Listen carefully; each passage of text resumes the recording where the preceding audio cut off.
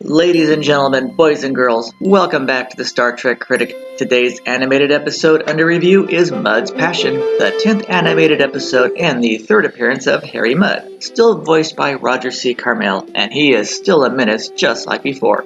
Maybe even worse. This episode takes place right before the Enterprise incident, and calling him an old friend is a misnomer because they're actually going to arrest him. Just like the original series, Bones and McCoy have to have petty bickering. I could take points for Eric's and Maress being in episodes with early stardates, so this would be treated as an independent fourth season, but that would be a mess. But I will take 1 point for the planet not moving and 1 more for the dirty reflections on the animation plate. Harry Mudd is again acting like a traveling salesman. Unfortunately, love potion pills are no longer appropriate for a kids' TV show since a similar product in the real world is a serious problem. Hopefully the kids watching learn these are bad. So minus 1 point for not being kid-friendly content. They want proof, so Harry provides proof with a fake person. Of course, the next point is lost for the captain and first officer beaming down to the surface together, and another point lost for not bringing security since they're supposed to arrest him. Harry is convinced since it's not a Federation planet, he can't be arrested, but extradition treaties with other planets could prove otherwise. And it turns out this woman is actually a Rigelian hypnoid. I guess he can't arrest him. But did Kirk seriously believe Harry would go with him willingly? They probably thought he would be in jail here and not getting stoned. The next point is lost for Spock blasting a hole between them and the rioters instead of just beaming out safely. Oh look, they beamed out safely. I'll bet the property owner is upset that Spock just blasted a trench and then skipped planet on a spaceship. Harry threatens to sue Kirk, who just poses like Peter Pan. It turns out when Harry snuck off the robot planet, he found the love potion and sold it to the inhabitants of Sirius 9, which made them sick. When he turns on the force field, very little changes. Spock is a jerk to Nurse Chapel. Aww. Harry Mudd sees this as an opportunity to sell his love potion. So how do they just randomly come upon an uncharted binary star system with a Class M planet? But the planet doesn't rotate, so minus 1 point. So with the love potion, you rub it on yourself, then touch a person. But what happens if you touch the wrong person? I guess that's what this show is about, isn't it? So for same sex, it just makes them friends. But between opposite sex, they're in love.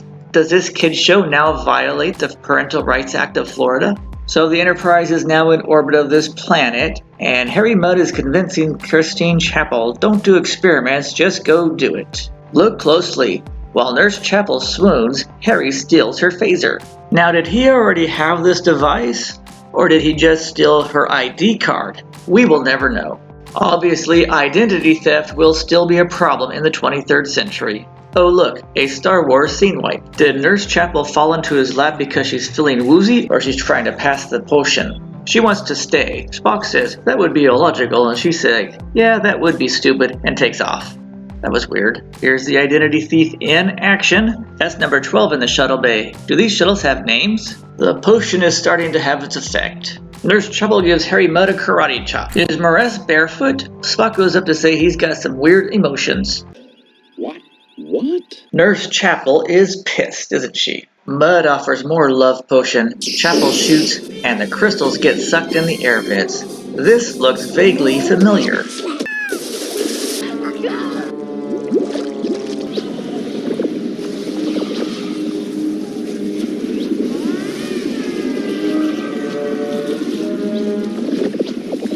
Mudd runs just like Kirk. So what did he do to make her pass out? Kirk quotes his favorite Klingon villain. Put it on screen. Put him on screen. Spock surprises the entire crew. Another point is lost for Mudd having access to open the shuttle bay doors and steal a shuttlecraft. Shout out to the animated series having good spaceship effects. And minus 1 point for Maress's nose because it keeps changing. I hope NASA watches these because Star Trek clearly shows that the air vents are a problem. The best part of this episode is that Spock always sounds drunk. If he's harmed one hair on her pretty head. Shout out to the search party for finding such small crystals so quickly, and for McCoy figuring it out so quick. This episode is very similar to The Naked Time and Fascination from Deep Space Nine. Harry and Christine are down on the surface. Why did they come down here? This is foreshadowing. The next point is lost for the captain and first officer beaming down together, and one more point lost for not taking security with them. Eric has replaced Spock as musician. Down on the surface, Kirk and Spock are getting a little friendly too. Now they're copying Dune. The fight begins against the giant sandworm.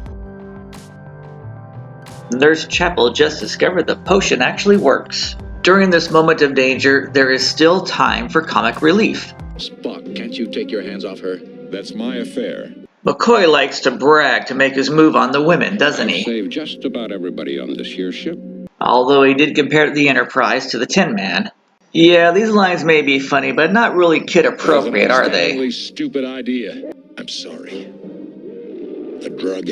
Look closely, Harry has 2 crystals left. Up on the ship, the crew is having a serious post-drug hangover. Maybe this show is warning kids the dangers of drugs after all. Now he has more than 2 crystals, so minus 1 point. And Spock's emblem is on the wrong side, so minus 1 point there too. Oh look, it's back. Even the animated Kirk does stunts to boost the ratings. Minus 1 point for a security guard magically appearing. And now he's gone, he didn't run away with them. Either the drugs don't work on the monsters, or they are doing a mating fight, and they are beamed up just in time. Except for security who wasn't there. Roger C. Carmel went off to be a voice actor for the Gummy Bears and the Transformers.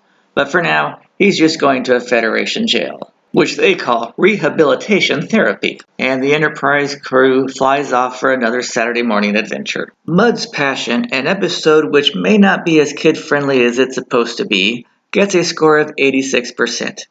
Another thing I noticed was Nurse Chapel's skirt keeps changing lengths, but I will let it go this time. That's it for now. Leave your comments below. Be sure to check out my other videos and playlists. And most important of all, click that like button, the share button, and that subscribe button, and I'll see you again soon.